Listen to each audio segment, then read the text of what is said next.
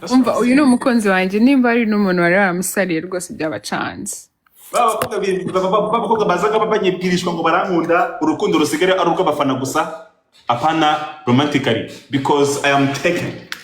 Feel me? You are what? You Yeah. are what? Rusigare Can you repeat arugwa. after me? You are taken. I am taken. Yeah. Definitely. So You heard what he's urukundo saying. abandi abakobwa bankundaga rusigare ari urwa content nkora gusa nyine Ukuri ziyo content ntabwo wanyibwiye neza ukuri ziyo content. Wait. I mean naje kureba kuri platform yawe nsanga nta kintu na kimwe kiriho. You just like a ghost. Nta kintu na kimwe kibereyeho rwose. I mean, I'll go to my Instagram, you see me. Your IG? Yeah. Text me your IG in chat. I mean, texting ani muva hano mwemuritse mwanze. No, you need to text me. Don't. Hey, do not worry. I have PhD in there. Yeah. I have PhD. Hi. Nabyutse ririmubaza ngo What's going on?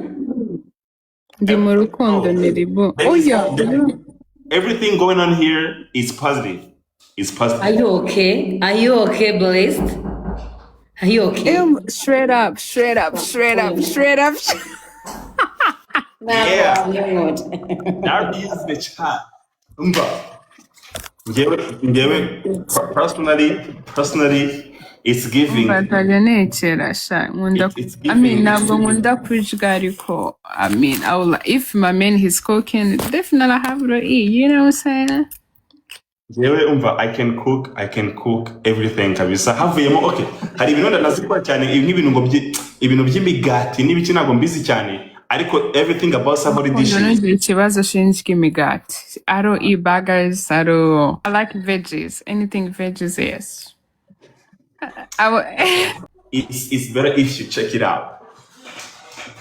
No, you can tell her like. Yeah, tell me. You can give her summary. Yeah, I am food and fitness influencer. Fitness, I like that. Yeah. Food and fitness. Okay, there is something I forgot to ask you.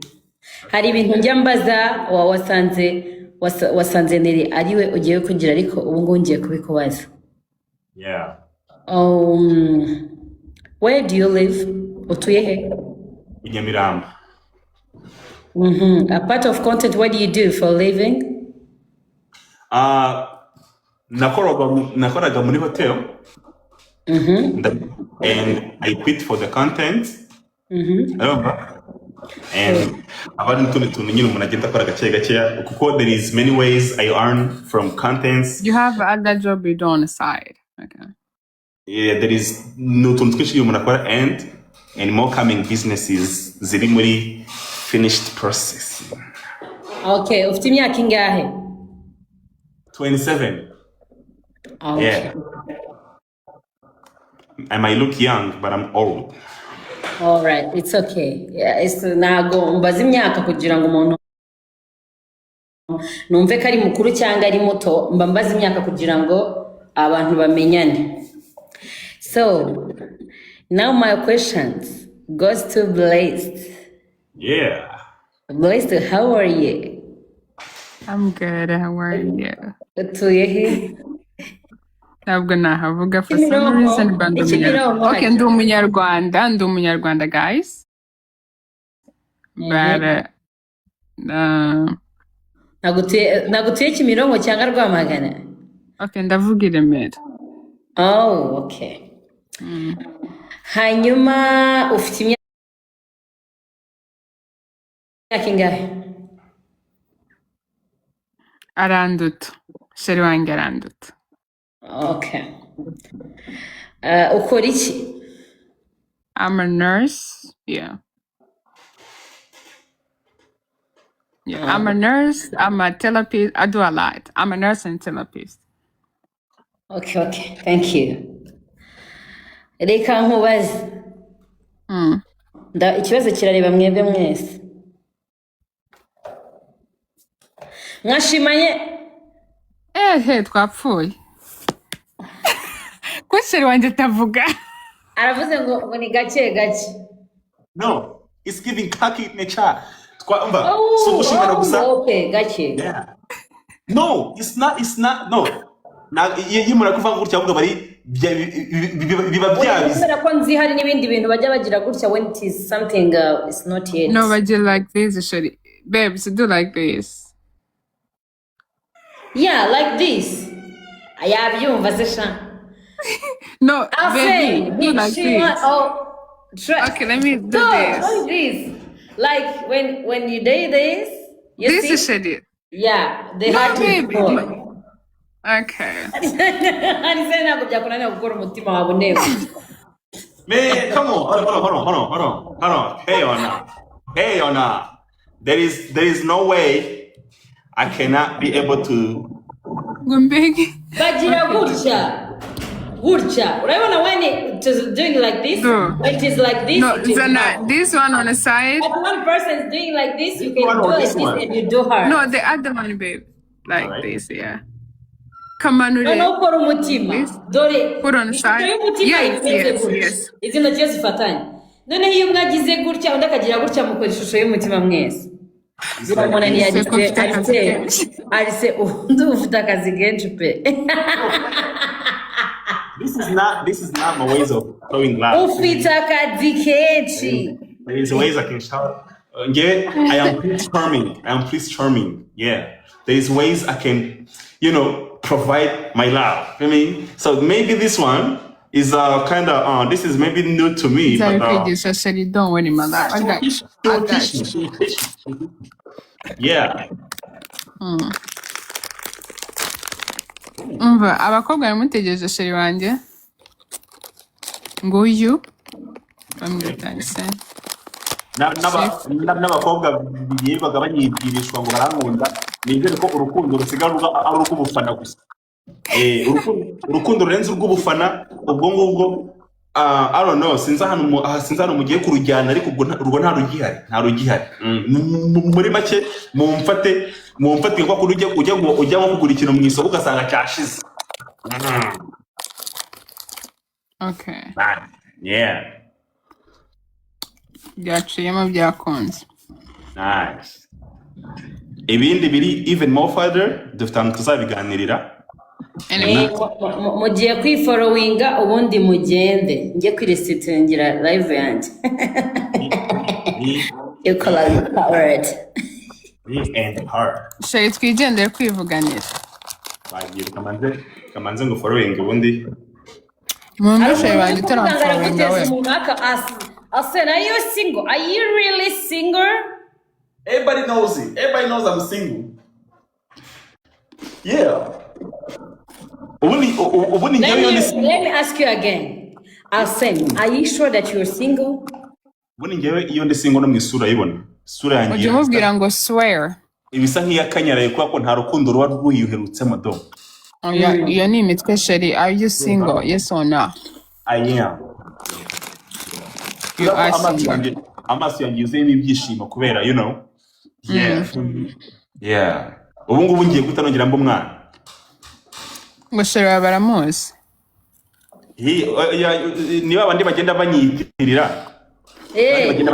Bagenda babafana baraba subizi. Ahubwo reka mubwire. Ahubwo reka mubwire kugira na reliyoza yo. When you are kind of public figure, there is some obstacles. There's some obstacles. Feel me? Tuzaza dushaka kuza nko muri iyo DM they be like ura muhungu abantu bakigira nko banze ibyo baza kugira byose ntago ari ibyo abantu babona nibyo bana postinze gusa. Feel me? Turabaza abanyeshuri You just let people see wereka abantu ibyo ushaka ko babona. Absolutely. I show them what I want them to see. What do you want them to see? I got what you're saying. Yeah. So murashaka kumbona sheri, this is me. Hello. Oya sheri wawe ko yakubonye abandi urabiyereka ubashaka hiki. Sibyo rata. Yeah. Sorry. Urumva rero urumva kanje kwibigana na sheri wanjye ndumva ibitotsi binyisha nsinziriza. Bye guys. Bye. Thank you, Julius. ndahita nguhinga nyine. Arisene hari umukobwa unyandikiye muri inbox. Uretse nze muvuge n'amazina niba nta kibazo. Muvuge. None se arambwiye ngo Arisene ngo ari kubeshya sheri we ndamuzi. Reka da.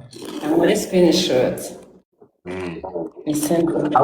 Abo nabakubwiye, abo ngabo uzabona benshi cyane. Reka mbanze mbyumve kugira amenye ko ndi muvuge. Kamubwira mumbwire ampe n'ifoto. Nta foto nta cyabaye. Yego. Mubwira muzane rwose. Namuzane. Ya shu ibyo ngibyo ni ibibazo twirwa tunyuramo buri munsi, you know. It's kind of Maboneka mabwira. Nimba na sheri wanjye arimo kubeshya mu mundekere no wanjye. Let me just go through it. Ubundi rega. Mureke nje ndwane n'ibibazo byanjye, mureke kurwana n'ibibazo byanjye. Hano urumva hari abahaters benshi because maybe they are single for years. Babuze abasheri. Urumva? Rero bibone umuntu wibone musheri gatoya. Uzarebe barugera amacumu. Bari kurugera amacumu.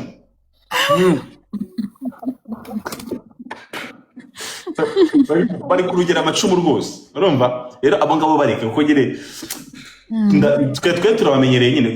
Niyo bavuze ko uzana. Twe turabamenyereye abantu ngabo. Shamuteka twikundanye. Ubwo mabizi ngiyo mbyutse iki gitondo ngabyuka na message mbona good morning. Murumva nishimye mwaritse nkiyikundanira. Mbese ko icyo wahisha amafoto yawe abantu bambwiraga nabi kuri TikTok bamwe bagaposting ibintu byari nabishaka. You don't need to explain ever. Okay. Bafite amashari. Message zacu. Ariko guys ushaka kundeba bagenda kuri Instagram yanjye. Nitwa Nelibu, Nelly_. Message zacu ziba zaragaze kubera kutabona umuntu twandikira. Uko ubu ngubu tugiye kongera tugiye gute? Communication wanjye nimba mufite nanjye nabo wa kabiri. It's okay. Sawa nyine. Nabo wa kabiri. Ya majwi yanjye ari hesha. Arandi kubona message ngo arakubeshya. Are you for real? Arise twagiye tugahita tuvugana. Bretse gato. Blessed girl. You can be even the second. Waba n'uwa kabiri. I mean, I'm joking. I like to eat my own meal. Ntabwo nkunda gusangira n'umuntu. Absolutely. There is no need, but there is no way. I mean, she's... kubera ko ntabwo nkunda ko abakobwa bagenzi banjye cyangwa mama ntabwo nabababaza. Yeah. If you have somebody, I will respect that. Bayambwiye ko ingenje nyine ba. Urumva abangaba nyine nkuko nabikubwiye turabamenyereye abantu nk'aba turamenyereye kandi ndabizi ko uzayimenyera because that's the part of being public figure. There is Kandi wambwiye ngo uri public figure, okay. Absolutely. Yeah. Bivuga ngo bashona Bivuga se what, you know. Harabuzumva banyitirira. Harabuzumva muri make. Isala. Ya isala. Ahubwo ikindi kintu ugomba kuba aware yacyo cyase ugomba kuba ready like urabona nk'ubu ngubu maybe when I am iyo ngiye out everybody be like Jefferson, you know, I have fans everywhere, so you need, I mean. So what do you do for a living, like, because now you're confusing me though. I need to let me search something real quick because now you're confusing me. Come on. Jefferson. Yeah. Jefferson. Let me see. You're gonna stalk him? Yeah. No, let me see because he said kubera ko njyewe umuntu w'umuhanzi nzi mu Rwanda wa mbere nzi umuhanzi bita Riderman.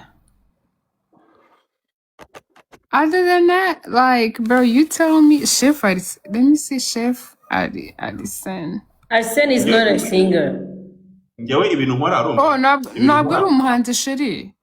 No, ntabwo ndi umuhanzi. Ndi umuhanzi mu bundi buryo. No, Duhanzi. he's a celebrity, but he's not a singer. Yeah.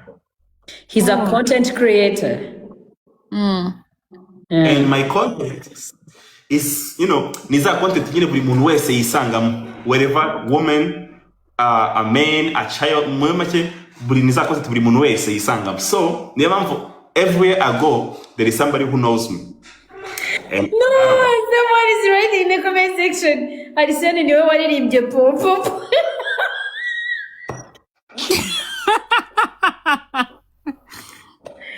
Jesus Christ.